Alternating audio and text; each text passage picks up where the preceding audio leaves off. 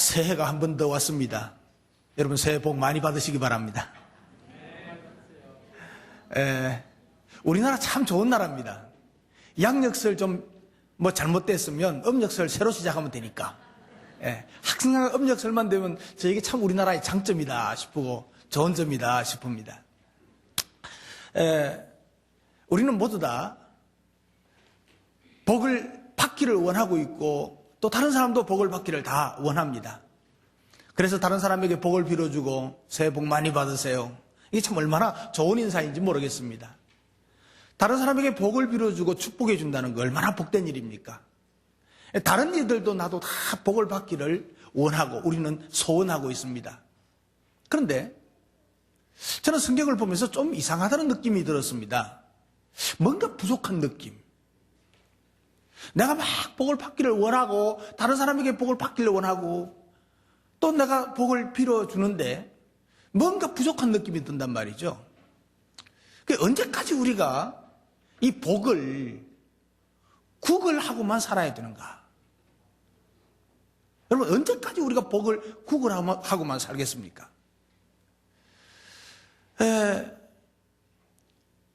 그래서 성경은 그렇게 말하고 있질 않아요.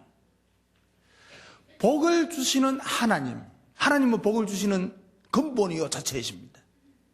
근데 그 하나님의 우리가 자녀가 되었어요. 우리는 복의 근원, 복을 주시는 자체 주체이신 하나님의 자녀예요. 그런데 복을 주시는 하나님이 우리 아버지인데 아버지께 계속해서 복을 달라고만 구걸해야 되겠느냐? 우리 아버지가 부자인데, 가난하면 몰라도 부자인데, 우리 아버지가 부자인데, 등록금 얼마, 필요한 거 얼마 주세요. 하면 당연히 줄 텐데, 어렵게 해주세요. 이래 할 필요가 없잖아요. 우리 하나님 아버지가 그렇게 인색한 분도 아니세요. 인색한 분도 아니세요. 여러분, 우리 인간은 죄로 인해서 반드시 멸망을 받을 수밖에 없는 아무것도 아닌 존재들입니다. 저주와 죽음과 지옥이 기다리고 있을 뿐이죠. 그런데 이런 인간을 구원해 주시기 위해서 예수 그리스도께서 오셔서 우리의 구원을 완성하셨습니다. 우리의 죄를 대신하셨고 주님께서 우리의 모든 죄를 다 대신하시고 완성시켰습니다. 구원을. 그런데 하나님께서 이런 인간을 구원하시기 위해서 시작하신 일, 구원 사역을 시작하신 일이 오늘 본문의 말씀입니다. 한 사람을 택하셔서 구속사를 시작했습니다.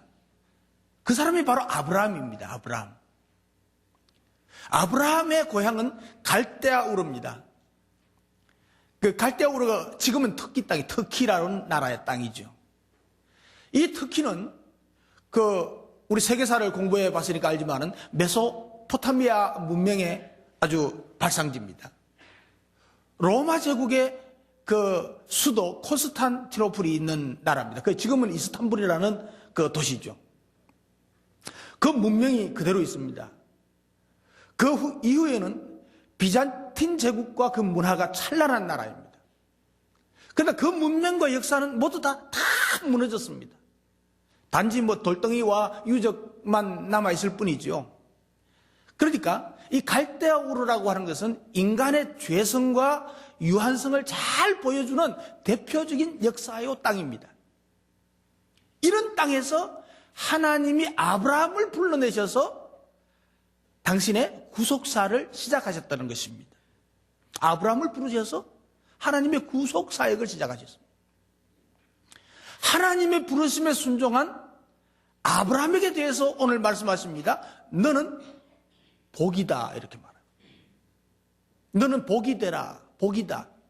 그러니까 전에 우리가 쓰던 성경에는 너는 복의 근원이 될지라 그랬습니다. 복의 근원이 될지라고 그랬는데 지금 개정된 번역 성경에는 복이 되라 이렇게 말하고 있습니다. 조금 더 쉽게 직설적으로 바로 번역이 된 것 같아요. 전에는 조금 둘러서 이야기했다면 지금은 바로 딱 이해하기 쉽도록 번역이 된 것이에요. 다시 말하면 너는 복이 되라. 다른 말로 말하면 너는 복이다 이 말입니다.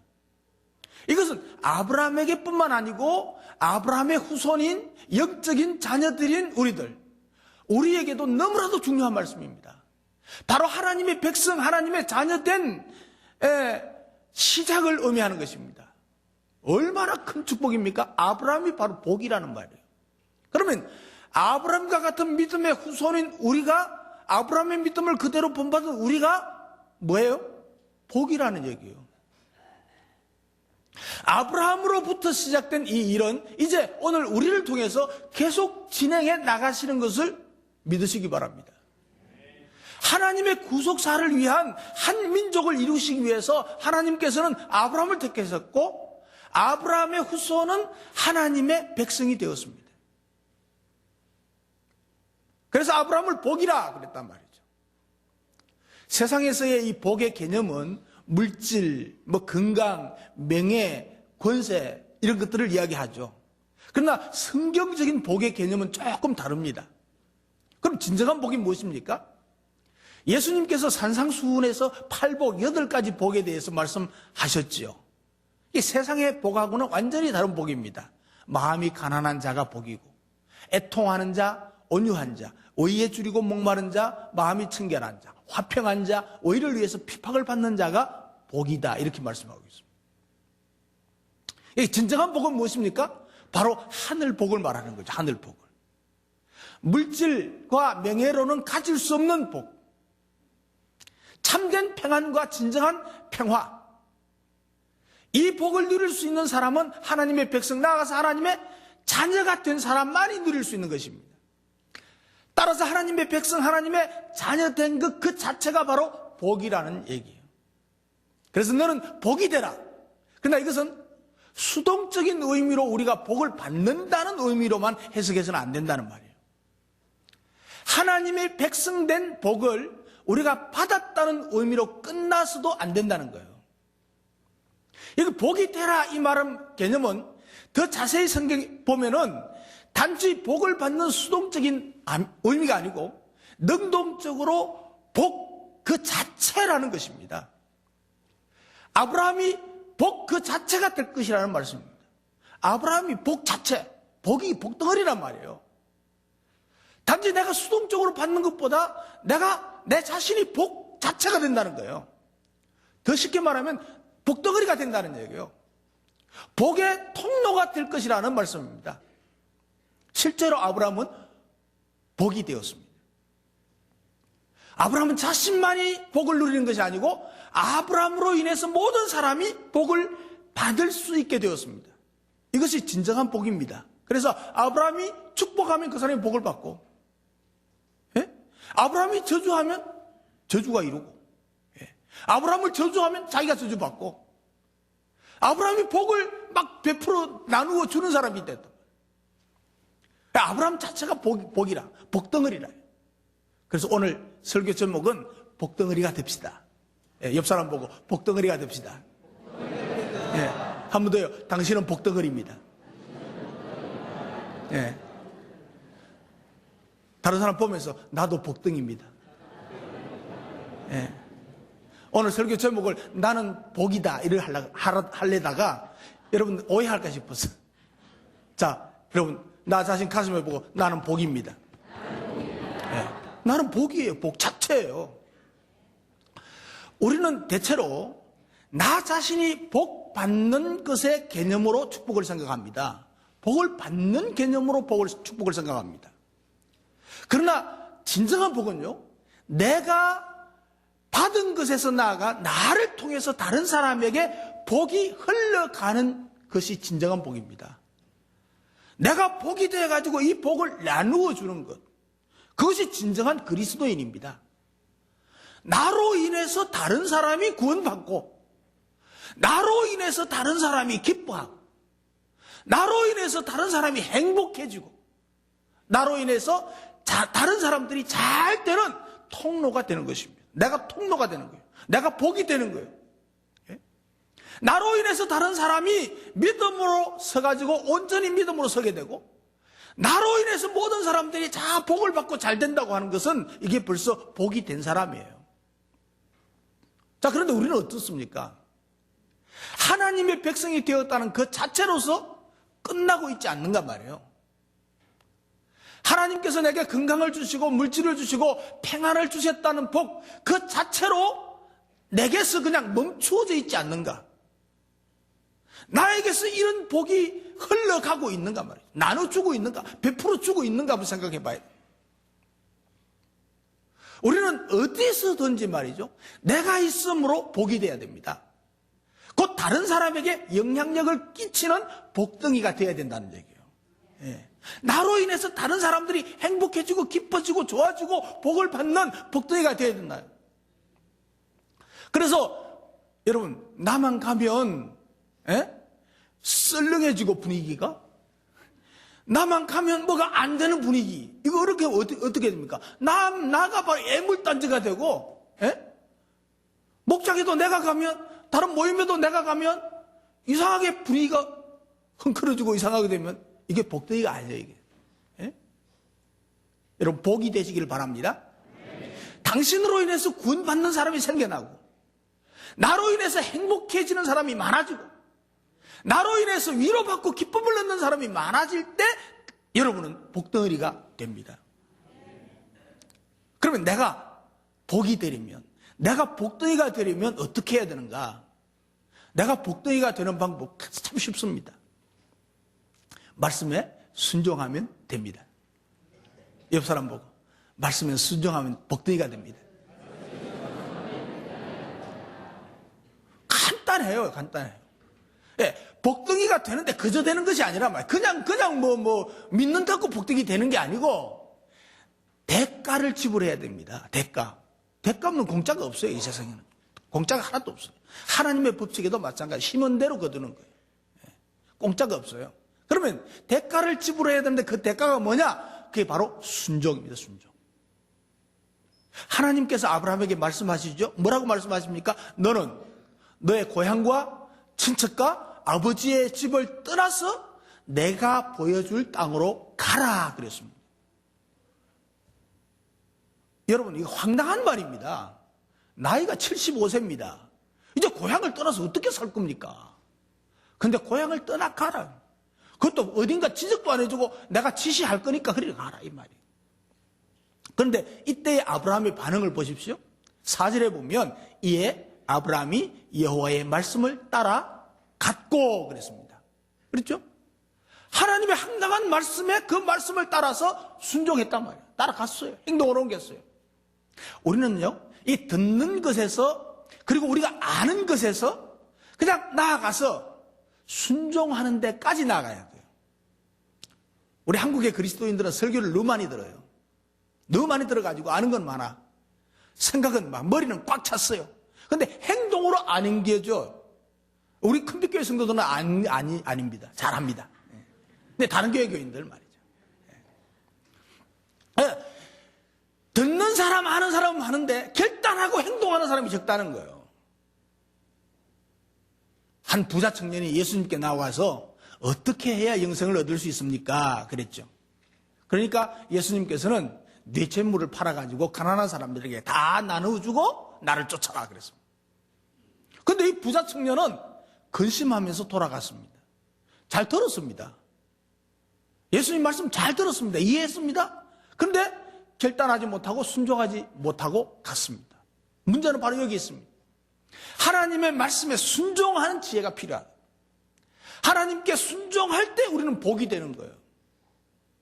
순종이 없이 우리 마음대로 하려고 할 때 오히려 우리는 고통과 어려움만 당하게 되어 있습니다. 탕자를 통해서 우리가 배우는 것이 바로 그것이죠. 탕자가 아버지의 유산을, 자기 몫을 미리 달라고 막 했습니다. 아버지는 분명히 말렸을 것입니다. 그건 단번에 내주지 않았을 것입니다. 세상의 경험과 지혜가 부족한 아들, 그리고 세상의 무서움을 모르는 아들이 무작정 재산을 가지고 나갔다가 어떻게 될는지 뻔한 거 아닙니까? 더 배우고 경험한 후에, 그리고 자신감을 가졌을 때 아버지는 아들을 내보내기를 원했을 것입니다.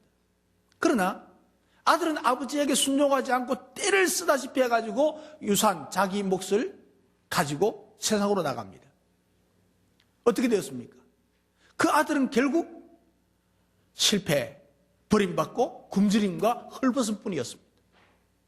불순종의 결과는 바로 그렇다는 것을 성경은 잘 말해주고 있습니다. 우리가 하나님 말씀에 순종함으로 잘못된 일이 없습니다. 여러분, 하나님 말씀 순종해가지고 잘못된 일이 있습니까? 어떤 때는 잘못되었다 싶을 때도 있는데 결과는 분명히 잘 되게 돼 있어요. 하나님의 말씀은 생명이요 지혜요 평안케 하는 말씀임을 믿으시기 바랍니다. 영생의 길을 제시합니다. 이 하나님의 말씀은 영원합니다. 진리입니다. 그러므로 모든 육체는 풀과 같고 그 모든 영광이 풀의 꽃과 같으니 풀은 마르고 꽃은 떨어지되 오직 주의 말씀은 세세토록 영원하도다. 그분의 말씀에 순종할 때 우리는 성공적인 삶을 이룰 뿐 아니고 우리 자신이 바로 복이 되는 길로 나아가게 되는 것입니다. 하나님의 말씀이 주어질 때 그 말씀에 아브라함과 같이 순종하는 여러분 되시기를 주님의 이름으로 축복합니다. 순종할 때 여러분은 복이 되는 겁니다. 순종할 때 여러분은 복덩어리가 되는 것입니다.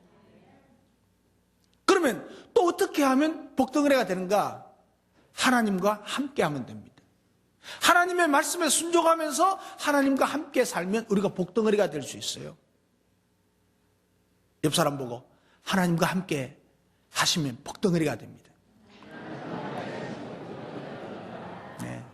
하나님과 함께 하며 사시길 바랍니다.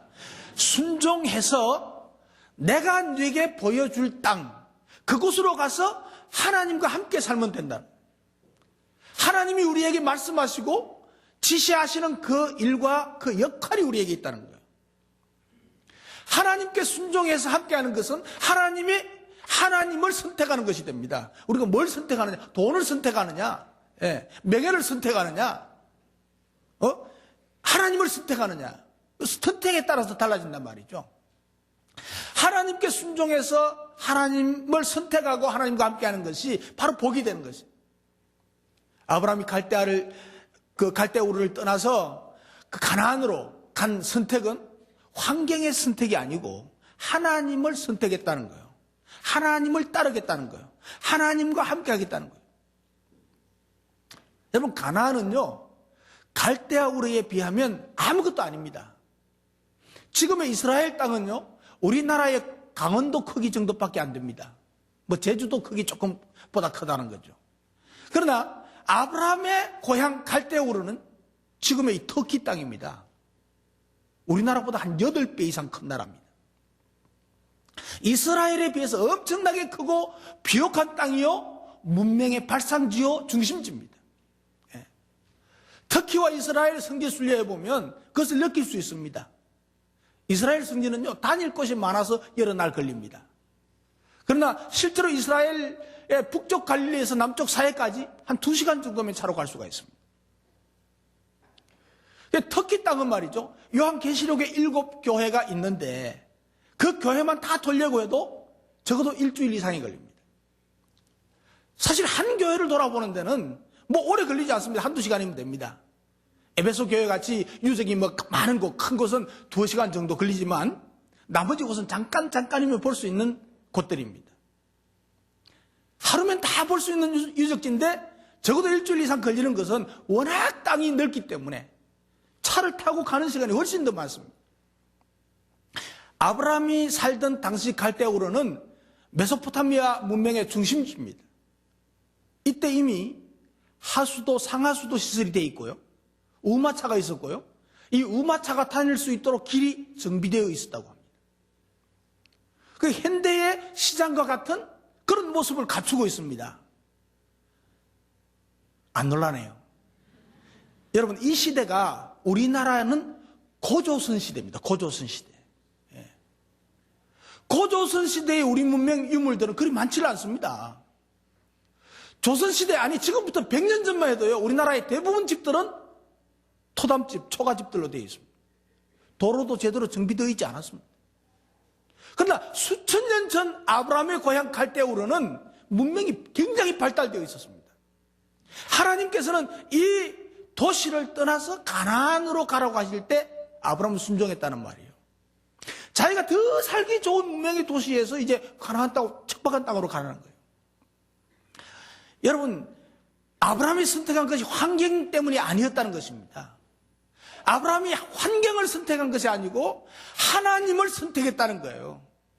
하나님이 함께 하시고 하나님께서 이끌어 가시는 그 모든 것을 선택했다는 거예요. 갈대아 우르는 인간이 중심이 된 도시입니다.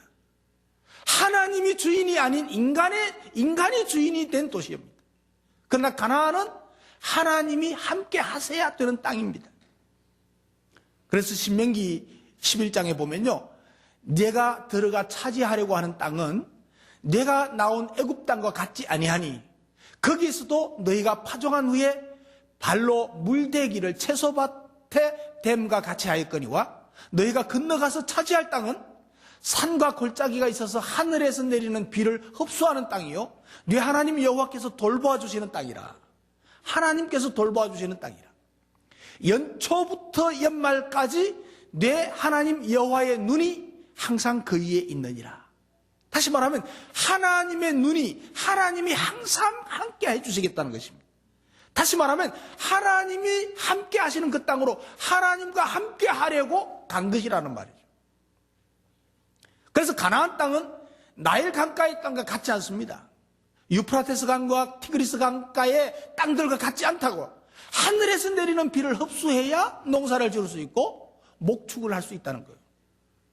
다시 말하면 하나님께서 함께 하셔야 살 수 있는 땅입니다. 이런 비와 늦은 비를 적절한 때에 주셔야 살 수 있는 땅입니다. 때문에 하나님께서 주인이 되셔야 한다는 거예요. 하나님께 주인이 되셔야 합니다. 하나님이 함께 하실 때 살 수 있는 땅이기 때문에 이 땅을 선택한 것은 하나님을 선택한 것이 되는 것입니다. 하나님을 선택한. 사랑하는 성도 여러분, 우리가 가야 할 곳이 어디입니까? 갈대아 문명이 아닙니다. 하나님이 함께 하시는 그곳, 하나님이 함께 하시는 그 일, 하나님과 함께하는 삶입니다. 하나님을 선택하면 하나님이 함께 하심으로 우리는 복이 되는 것입니다. 내가 하나님과 함께 할 때, 하나님이 나에게 함께 할 때 내 자신이 복이 되는 거예요. 그래 복덩이가 되는 거예요. 그래 하나님의 일, 이게 더 중요하다는 거예요. 해양대학을 나와서 유조선을 타던 분이 있었습니다. 10만 톤급의 유조선에서 1등 기관사였다고 합니다. 세계 각지를 다닐 수가 있었고 먹고 마시는데 부족함이 없는 사람이었습니다. 인간적으로는 아주 장래가 촉망되는 사람이었죠. 그러한 그가 어느 날 하나님 말씀을 읽으면서 하나님의 부르심을 받았습니다. 세계 각지를 다니면서 본 민족 가운데 특별히 무슬림들이 생각이 났습니다. 그들을 위해서 간절히 기도하게 되었습니다. 기도하는 중에 그 민족들을 향해서 나가야 되겠다고 결심을 했습니다. 유조선에서 내려가지고 선교사의 길을 걷게 된 것이죠. 돈 많이 주는 직장보다, 나를 필요로 하는 직장보다도, 정말 나를 필요로 하는 직장이지만 하나님의 인도하심, 하나님이 함께 하심을 느끼고 누리면서 살 수 있는 선택. 그 선택은 일의 선택, 직장의 선택이 아니고 우리가 하나님을 선택하는 선택이 된다는 거예요. 하나님을 선택해서 하나님과 함께 할 때 복이 된다는 거예요. 그렇다고 해서 여러분 직장 그만두라는 이야기 아닙니다. 그 직장 자체가 하나님이 함께하는 직장이 되도록 해야 해요. 배부른 돼지보다요, 배고픈 소크라테스가 낫다는 말이 있습니다. 육체적인 것보다도 정신적인 가치가 더 중요하다는 것을 이야기하는 거죠. 그러나 배고픈 소크라테스가 아니고 우리는 영적인 사람으로서 선택을 해야 돼요. 나는 영적인 사람이고 하나님의 사람이라는 것에서 우리가 여러 일들을 선택해야 돼요. 그게 바로 복이 된 사람, 복덩어리. 나로 인해서 다른 사람이 행복하고, 나로 인해서 다른 사람이 살고, 나로 인해서 다른 사람이 구원받는 복이 된 사람, 복덩어리가 되시기를 주님의 이름으로 축복합니다. 우리가 하나님의 말씀에 순종하면 그분이 지시하는 일, 그분과 함께하는 삶을 살게 되는 것입니다. 그분이 지시하는 일을 하고 그분이 함께하는 삶을 살게 될 때 나 자신은 바로 복이 되는 거예요. 복덩어리가 되는 거예요. 너는 복이 되라. 바로 오늘 우리에게 하시는 말씀인 줄로 믿습니다. 하나님의 선택을 받아 우리가 구원받았고 하나님의 자녀된 우리가 바로 복입니다. 복덩이로 사는 저와 여러분 되시기를 주님의 이름으로 축복합니다. 이 새해 첫날 이제 이 한 해도 여러분이 복덩이가 되어서 우리를 통해서 여러분을 통해서 모든 집안이 이웃이 직장의 동료들이 친구들이 복을 받는 복의 근원이 되고 복덩어리가 되시기를 주님의 이름으로 축복합니다. 기도하겠습니다.